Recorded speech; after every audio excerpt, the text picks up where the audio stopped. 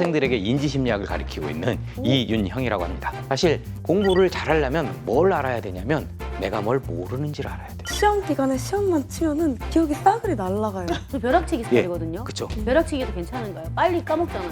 벼락치기는 벼락같이 들어갔다 벼락같이 나가기도 합니까? 공부하는 방법론 이런 거 로스쿨에서 강조하고 그랬기 때문에 알려주세요. 그런 것을 제가 말씀드리면 일단 벼락치기라는 것이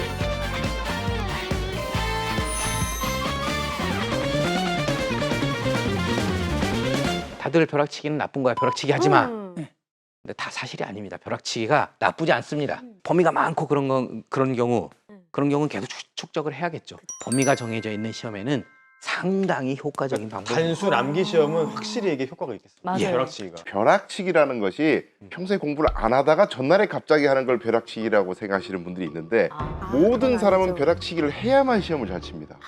왜냐하면 긴 텀을 두고 공부를 하잖아요. 고시 공부하는 사람이. 근데 전날 안 보잖아요. 기억 안 납니다. 변호사 시험으로 예를 들면 시험 과목이 한 7과목 정도 되고 시험을 4박 5일 동안 쳐요. 시험 문제를 딱 봤을 때 이게 뭐지? 라는 생각을 하는 순간 그냥 안 되는 거예요. 그러니까 즉각적으로 보자마자 바로 튀어나와. 근데 그거를 전날에 하루 만에 보면 붙는 거고 안 보면 떨어지는데 방법은 하나밖에 없어요. 미리 여러 번 봤던 거예요. 미리 여러 번 봤기 때문에 전날에 볼 때는 그 문단의 단어 하나만 봐도 그 문단 전체가 머릿속에서 상기가 되면서 이게 암기가 되는 거지. 밑 빠진 독에 물 붓기 하는 게 이제 시험이잖아요. 우리 뇌에는 구멍이 뚫려 있어가지고 끊임없이 물이 빠져나가는데 이걸 채우는 유일한 방법은 폭발적으로 붓는 수밖에 없다. 아, 정말 이게 우등생의 공부 방법이네요. 아주 좋은 말씀하셨어요. 네. 벼락치기를 할 때 꼭 명심해야 되는 게 뭐냐면 미리 공부를 한번 쭉 다 하고 끝까지 다 이해를 해놔야 돼요. 그렇죠. 이해해놓고 그 전날 암기를 하면 그러면 벼락치기가 가장 효과적인 것이죠.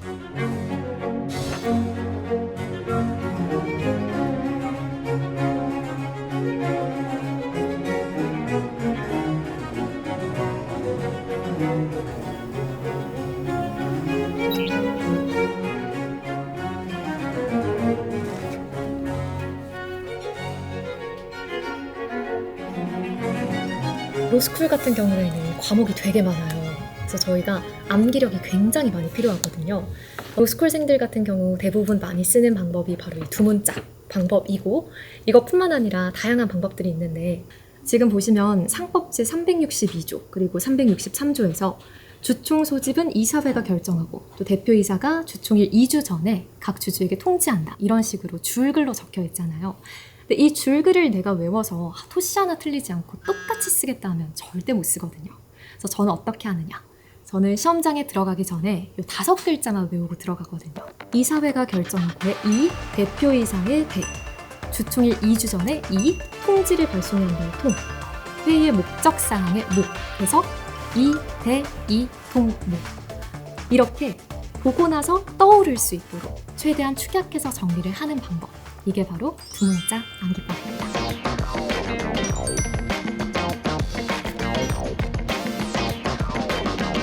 통계에서 나온 이자를 그 치사표수 이항에 따라서 할 건지요.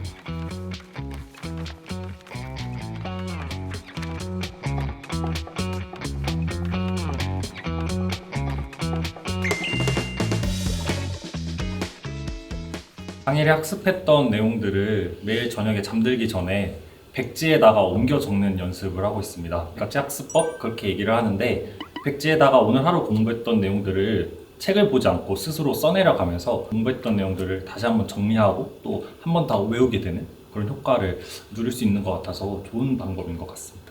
저는 이렇게 길게 줄글로 되어 있는 내용 같은 경우는 그림을 그리거나 간단하게 사실관계를 도식화하면서 외우는 편이에요. 그렇게 하면은 글자로 했을 때 잘 안 와닿는 부분들도 그림을 그렸을 때는 좀 잘 외울 수 있는 것 같습니다.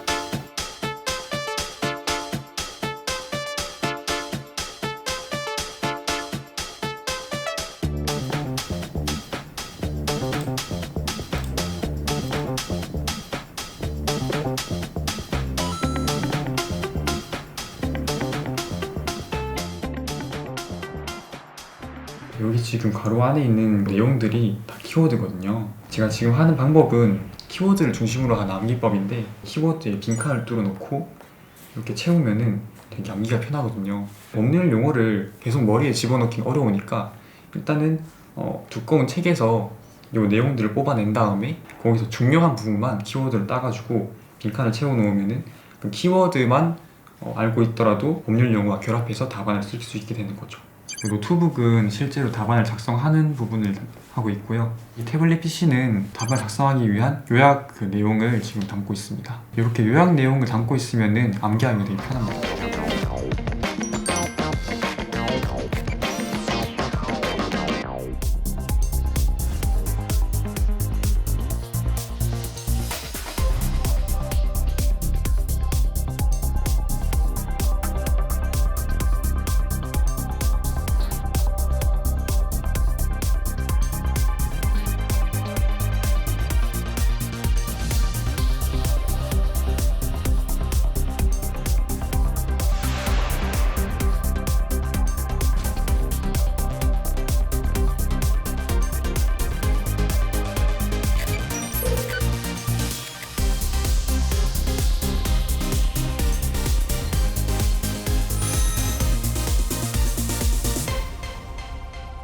인간은 완전히 새로운 경쟁자를 만났습니다. 네. 그동안 인간의 경쟁자는 우리보다 더 힘센 존재, 아니면 더 개체수가 많은 존재, 막 이런 것들이었습니다. 그리고 자연이었고 그랬는데 이제는 머리를 가지고 경쟁을 하는 거죠. 머리. 지식을 가지고. 와. 제가 오늘 혼자 온 게 아니고 오. 조수랑 함께 왔습니다. 조수랑요? 예, 예. 어머. 조수를 한번 소개해 드리도록 하겠습니다. 아니 1교시에 없었는데 그러니까요. 어디서 갑자기 왔어요? 교수님이 지금 우리 조수한테 네. 인지심리학이 무엇인지 한번 물어보도록 그렇게 하겠습니다. 어머나. 왜 이렇게 빨라요? 왜 이렇게 빨라요? 빠르게 알려주는데요. 와, 속도가 어머 술술 나오네요. 아 굉장히 똑똑하신 분이네요. 제가 바로 제 조수입니다. 모니터가. 모니터가요? 예. AI거든요. 선생님 대답을 대신해 주니까 AI를 선생님이라고 불러야 되겠네요. 아, 그런 건가요? 제 조수입니다. 아 조수. 예. 근데 약간 두렵기는 하죠. 사실. 아 위기의식이 좀 느껴지십니까? 그렇죠. 선생님도 약간 무서우세요? 예, 근데 그거는 저뿐만이 아닐 것입니다. 많은 사람들이 AI가 못하는 게 뭐냐면 새로운 걸 창작하는 거야 네. 라고 생각을 합니다. AI가 글도 씁니까? 글도 쓰죠. 글만 그리느냐, 그림도 그리고 합니다. 네. 한번 그림을 한번 보시죠. 그림도 그려요. 어디서 많이 본 것 같은데 근데 그림이? 박물관에 나올 것 같아요. 그러니까요. 예. 누구 작품인지 아시겠어요? 작품성이 뛰어나네요. 네. 아. 저거는 렘브란트죠. 자, 이거는 이것도 렘브란트가 그린 것 같아요. 그쵸. 네. 똑같은데요. 그렇죠. 아까 그거랑. 렘브란트 화풍을 아주 잘 딴 아주 훌륭한 그림인 것 같죠. 음. 근데 이거는 렘브란트가 그린 그림이 아닙니다. AI가 AI가 그린 거라고요? AI라고요? 저거를요?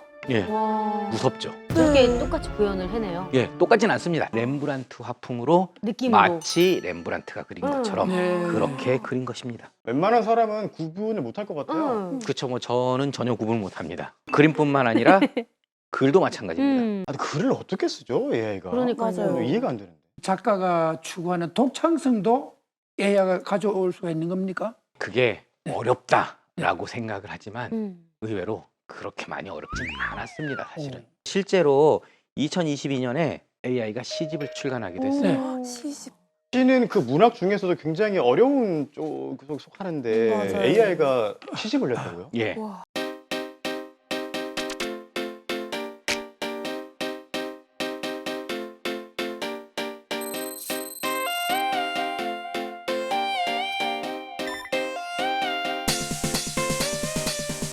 근데 그것만 끝이냐? 그렇지 않습니다. 여기 아나운서 분도 계시는데 네. AI 아나운서 혹시 들어보셨죠? 들어봤죠. 예. 그 최근에 또 그 제주에서 일하시는 그 AI 아나운서 있다 해서 제가 영상을 봤는데 이번에 골아줄 제주어 뉴스는 주말 돌봄센터 꿈랑이유다. 진짜 같은데 라는 생각이 들었는데 뉴스 같은 거는 보통 AI가 할 수 있을지 몰라도 이제 사람의 감정이 들어가는 뭐 내레이션이라든가 교양 프로그램 진행 같은 거는 못하지 않을까요? 영원히? 현재로서는 말씀하신 대로 네. 아직까지 부족합니다.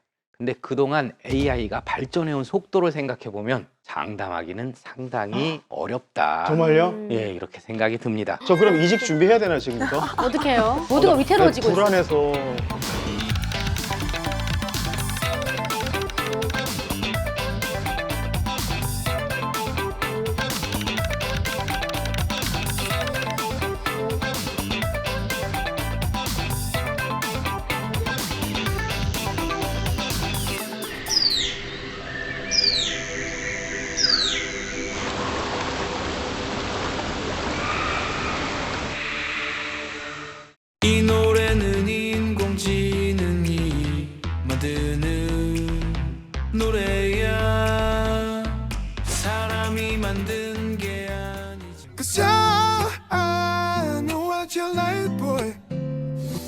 손길을 건네 everyday 들면 다시 떠오르고 I'm waiting on always always 난 솔직히 지금이 편해 세상을 혼자 있던 걸까 나 없어 lonely 매일 속에서 연습된 적 kiss me AI에 대해서 많은 이야기들은 예전부터 있었는데 본격적으로 AI가 이슈가 된 적이 몇 번 있습니다. 세기의 대결로 관심을 모았던 인간과 컴퓨터의 체스 대결에서 컴퓨터가 승리했습니다. 97년에 딥블루라는 AI가 세계 체스 챔피언과 체스 시합을 합니다.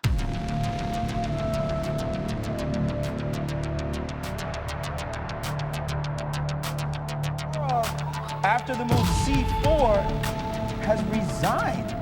인간 체스 세계 챔피언이 슈퍼컴퓨터에게 무릎을 꿇는 순간입니다. AI가 이겼어요. 근데 그때 사람들이 무슨 생각을 했냐면 그래도 괜찮아. 체스는 경우의 수가 한정적입니다. 모든 경우의 수를 다 때려놓고 컴퓨터를 빨리 돌리면 되겠지 라고 생각을 했어요. 놀라긴 했지만 기대하던 혹은 예상하던 일이다 라고 생각을 했어요. 그 다음에 2011년에 IBM 왓슨이 퀴즈 프로그램에 나옵니다. 그래서 인간 2명과 싸웁니다. 한 명은 역대 최고 상금 1등, 한 명은 역대 최다 우승자. 지구에서 아는 게 제일 많은 사람 둘을 데리고 시합을 합니다. 어떻게 됐냐면 당연히 AI가 있어요. AI가 이겼죠. 와. 2011년의 일입니다. 근데 이때만 해도 아 그럴 거야. 왜? AI 정보를 많이 집어넣으면 되잖아. 그렇죠. 누가 많이 아냐를 어떻게 인간이 AI를 이겨? 결국은 많이 집어넣으면 돼. 라고 생각을 했어요. 그래서 이것도 다 받아들였어요. 그러다가 아주 놀라운 사건이 벌어졌죠. 우리나라에서. 오호. 그렇죠. 바둑. 그렇죠. 2016년에 그 유명한 알파고 사건이 일어납니다.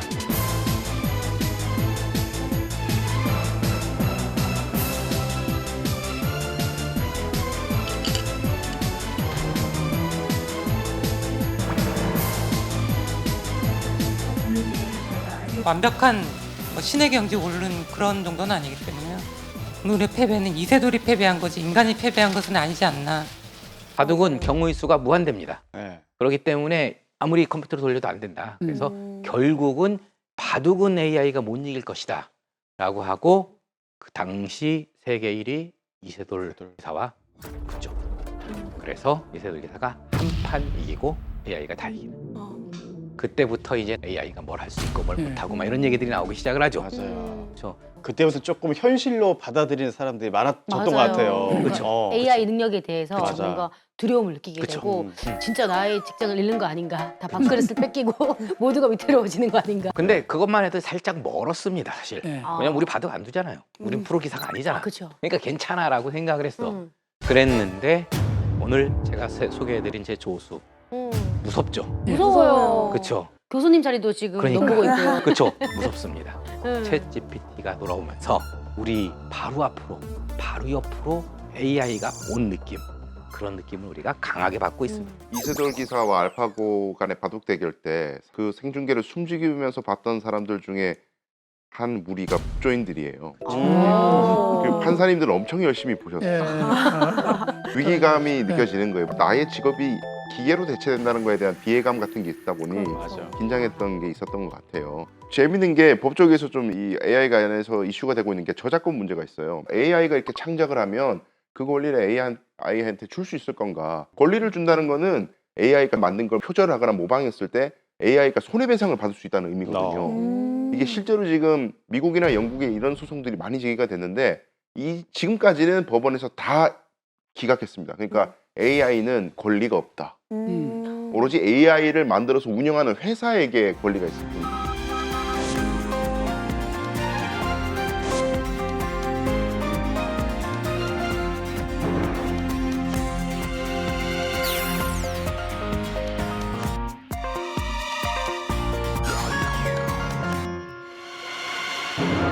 A와 인간은 근본적으로 차이가 있어요. AI는 계산을 하고 분석을 하고 정보를 만들어냅니다. 하지만 인간은 이해를 합니다. 그렇죠? 이해에 따라서 판단을 하고 결정을 하고 그리고 실행을 합니다. 그러니까 판단하고 결정하는 힘, 생각하는 힘을 키워야 되는 겁니다. 생각하는 힘. 그렇죠. 생각하는 힘. 그렇죠. 지금부터는 어떻게 하면 이런 생각하는 힘을 키울 수 있는지를 생각이 무엇인가로부터 시작을 해서 이야기를 해보도록 그렇게 합니다.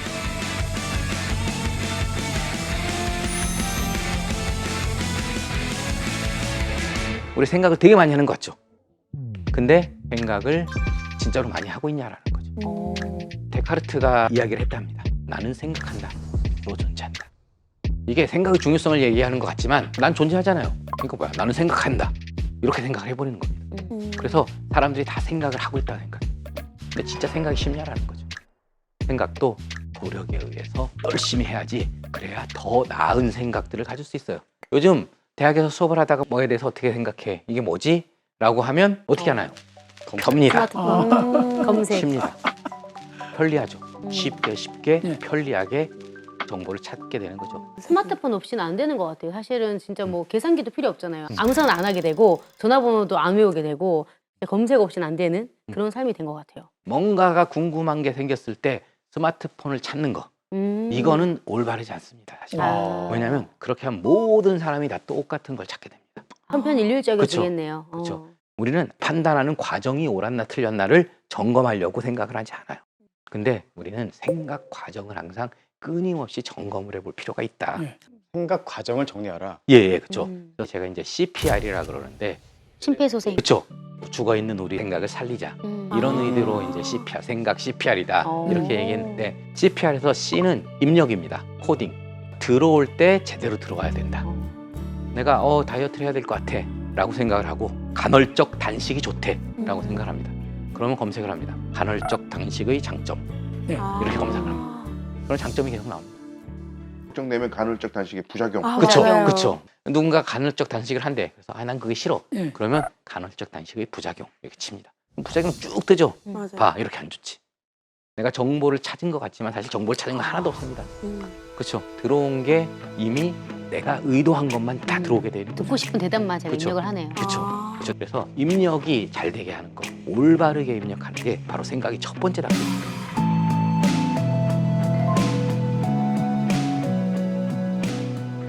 그다음에 이제 처리, 프로세싱을 쭉 해야 되죠.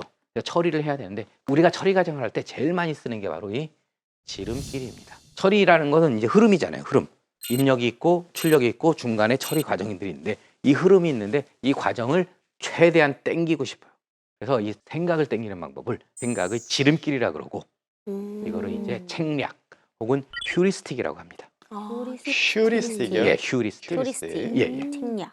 유엔 학생은 혹시 비행기 사고 난 다음에 찝찝해서 비행기 못 타고 혹은 출장 가야 되는데 미루고 그런 적이 있나요? 있죠. 아무래도 이제 비행기 사고를 접하게 된 다음에 당분간 비행기를 안 타야 되겠다 이런 생각 누구나 들지 않나요? 저는 그랬던 것 같아요. 그렇죠. 근데 그게 사실이 아닙니다. 사실 실제로 통계 조사를 해보면 자동차 사고와 비행기 사고는 비교도 안 됩니다. 차 사고가 월등히 많다는 얘기예요. 압도적으로 많죠. 차 사고가. 그런데도 불구하고 우리는 비행기 사고가 있었다 이런 얘기를 듣고 나면 왠지 비행기 타기가 꺼려지고 그렇게 이런 게 바로 이제 휴리스틱입니다. 현수 학생은 이제 팀 프로젝트 같은 거 조별 과제 많이 하죠. 네, 많이 그러면 하죠. 할 때마다 어떤 느낌이 들어요? 역할 나누는 것도 힘들고 또 그 친구가 역할을 제대로 하지 않으면 다 수습을 해야 되니까 그런 부분이 좀 스트레스를 많이 받는 것 같아요. 대학 학생들이 제일 싫어하는 게 조별 과제예요. 왜 싫어하냐면 다 자기만 하고 있는 줄 알아. 그렇죠. 그래서 조별 과제를 한다면 맨 끝에 누가 얼마나 기여했냐 써봐라. 합치면 본인이 50% 밑이 되는 경우가 거의 없어요. 무조건 자기는 50% 깔고 가요. 그리고 다른 사람들이 다 조금밖에 안 했다라고 생각하는 경향이 있어요. 나는 내가 이 프로젝트에 얼마나 많은 일을 했는지 기억이 나죠. 근데 애들이 해온 건 결과밖에 안 보여요. 왜 이거밖에 안 했어? 결과만 보니까. 그러네요. 그러다 보니까 나는 되게 열심히 했고 쟤는 안 했다 라는 오해를 하는 거죠. 이런 휴리스틱을 만들고 이렇게 휴리스틱을 자꾸 쓰다 보면 잘못된 결정을 하는 경우들이 상당히 많습니다.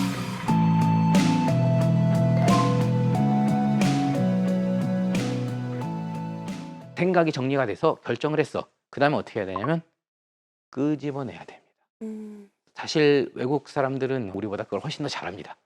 왜냐하면 끄집어내는 걸 격려를 많이 받았어요. 요즘 어떤가요? 뭐 질문 있냐 그러면 뭐라 그러죠? 딴짓하죠. 그렇죠. 아무도 질문 안 합니다. 눈을 피해요. 그렇죠. 맞아요. 눈을 피하죠. 그렇죠. 내가 가진 생각이 있잖아. 그렇다고 아무도 생각이 없는 게 아니에요. 그거를 끄집어내질 않는 거예요. 끄집어내면 답이 틀리면 어떡하지? 혹은 남들과 내 생각이 다르면 어떡하지? 네. 이런 염려를 하는 거예요. 점심 때 보통 뭐 먹냐? 뭐 먹을까? 그럼 뭐라고 얘기해요? 점심 뭐 먹을래? 아무거나 아무거나. 먹고 싶은 거요. 진짜로 아무거나 먹고 싶나요? 그렇지 않잖아. 아무거나지만 짜장면이 싫어.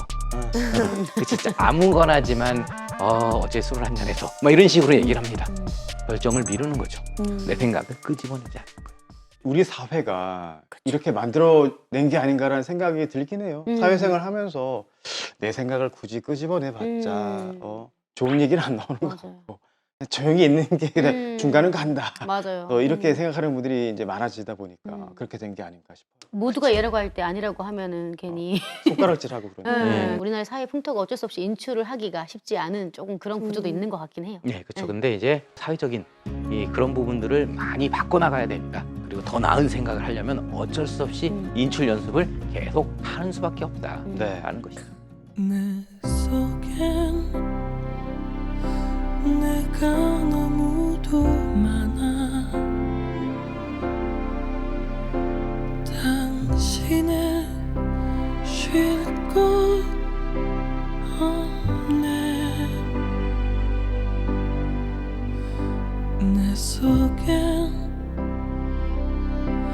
헛된 바람들로 당신의 변할 것 없네. 우리 생각 시스템이 사실 구조적으로는 잘 갖춰져 있는데 우리가 이걸 사용하는 방법이 잘못된 방식으로 길들어져 있다. 일단 중요한 것은 생각을 만들고 그것을 올바르게 습관화하는 게 상당히 중요하다. 이 습관이 얼마나 무섭고 중요한 것인지 그걸 한번 보도록 하겠습니다. 김연아 선수예요. 연하킴. 자, 뭔가 이상한 장면 눈치 못 채셨나요? 저 은메달인데. 눈치챘어요. 네. 너무나 당연하게 네. 중간으로 가려고 했어 지금 1등으로. 근데 1등한테는 너무나 이게 익숙한 거니까. 늘 금메달만 따는 거니까. 김연아는 1등 있고 1등 옆에 섰어요, 그냥. 네, 그 뒤에 3등으로 오는 사람이 당연히 김연아를 가운데 놓고 자기가 이쪽에 서버린 거야. 늘 김연아가 가운데 있었으니까. 그런 상황이었어요. 예, 자연스럽게 김연아를 센터에 놓더라고요. 아. 그게 익숙하거든. 강력한 습관의 힘인 거죠. 그렇죠. 아무 생각 없이 하던 대로 한다. 이걸 조금 더 체계적으로 생각을 해보면 일단 우리가 습관을 어떻게 만드느냐 그거부터 시작을 하면 좋을 거예요. 인간의 행동을 촉진시키고 그리고 행동을 중지시키는 시스템이 두 가지가 있습니다. 하나는 고 시스템, 또 하나는 스톱 시스템. 우리 아주 친숙하죠. 그쵸. 고, 고, 스톱 스톱, 시스템. 고, 스톱. 그렇죠. 제가 하는 그런 고스톱인가요? 즐겨 하시죠? 좋아합니다. 예, 색깔 맞추기. 예, 그거랑 마찬가지입니다. 예, 그런 것처럼 고 시스템은 뭔가를 하는 시스템, 하게 하는 시스템. 한번 습관이 되고 나면 그 다음부터는 마치 내리막길을 달리는 자전거처럼 거의 에너지를 안 쓰고 쭉 갈 수 있다라는 거죠. 그래서 고 시스템을 통해서 습관을 만듭니다. 네. 그 다음에 안 좋은 습관을 고칠 때 그때 들어가는 게 바로 스탑 시스템입니다. 스탑 시스템은 뭐냐면 가는 걸 세우는 시스템. 세우려면 어떻게 해야 되나요? 브레이크를 밟아야죠. 밟아야 되죠. 브레이크는 상당히 우리가 합니다. 그러다 보면 이제 고치고 싶은 습관을 못 고치는 그런 일들이 많이 있습니다. 혹시 무슨 없애고 싶은 습관 혹은 바꾸고 싶은 습관 그런 게 있나요? 밥을 먹고 나서 밥 먹고 끝내면 과자를 하나 꼭 제가 먹거든요. 이건 꼭 고치고 싶은데 이거 안 먹으면은 막 너무 당기죠. 기분이 안 좋아. 진짜 달달한 디저트 못 잃죠. 네. 못 잃어, 절대 못 잃어. 먹어야 돼요. 저도 합리화하는 게 뭐 과자 하나 정도는 뭐 이러는데 굉장히 안 좋은 습관이라고 하더라고요. 밥 먹고 군것질 안 하겠다. 이런 거 아주 좋은 태도입니다. 근데 참는 것보다 더 좋은 방법이 있습니다. 뭐냐면 아예 집에 과자를 없애는 겁니다. 그럼 편의점으로 달려갈 것 같은데. 그렇죠. 편의점으로 달려갈 수 있어요. 네. 힘들어요. 귀찮아요. 맞아요. 그러니까 덜 먹게 됩니다. 그것도 이겨낼 것 같은데요, 식욕이. 그럴 수도 있죠. 바로 옆에 있고 언제든 접근할 수 있는 거에 비해서 현저히 가능성이 떨어져요. 그렇긴 하네요. 그러다 보면 점점점 군것질을 하는 게 덜 습관화되고 그러다 보면 다른 방향으로 갈 수도 있죠. 구글의 식당에 가면 접시에 뭐 색깔별로 되어 있고 맨 앞에 보면은 야채 종류가 많이 있고 칼로리 높은 음식은 뚜껑이 닫혀 있어서 열어야 볼 수 있고 이렇게 만들어 놓은 접근하기 어렵게. 그렇죠. 쉽게 담을 수 있는 걸 담다 보니까 점점점 더 사람들이 건강해지더라라는 거죠. 결국은 내가 의지로서 뭔가를 찾는 것보다는 환경을 통해서 뭔가를 만들어 나가는 그런 게 훨씬 더 중요하더라라는 것이죠.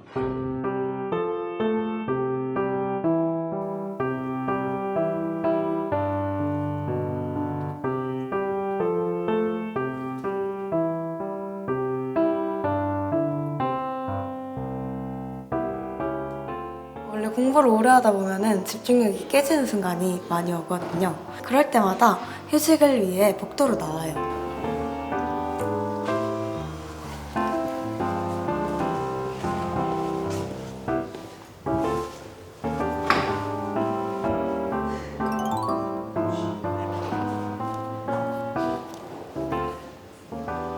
자습실 앞에 AI실이 있어요.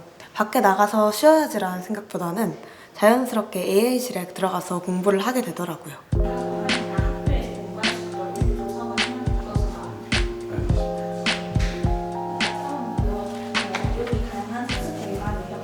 원래 학교가 끝나면 바로 스터디 카페에 가야 하는데 학교에 이런 공간이 있다 보니까 따로 스터디 카페를 가지 않고 학교에서 바로 공부할 수 있어서 되게 좋았어요.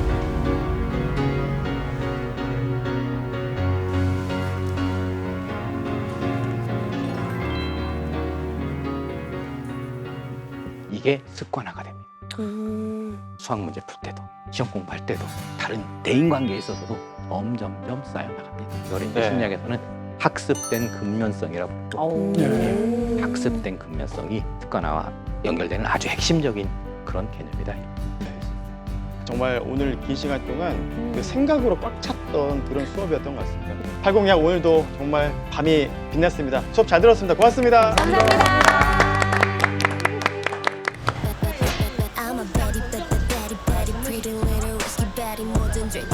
10만 원 가지고 장 보기도 어렵고 야채고 채소고 뭐 다 비싸죠. 사과가 많이 비쌌는데 정말 금사가 맞아요.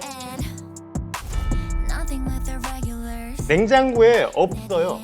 냉장고에 있으면 잘 사는 집이에요. 그러니까요. 근데 사과 가격이 왜 이렇게 올랐는지, 사과가 왜 헤어질 결심하는 건지 저 너무 궁금해요. 경북 사과의 헤어질 결심, 사과값 폭등의 진짜 이유를 찾아봅시다.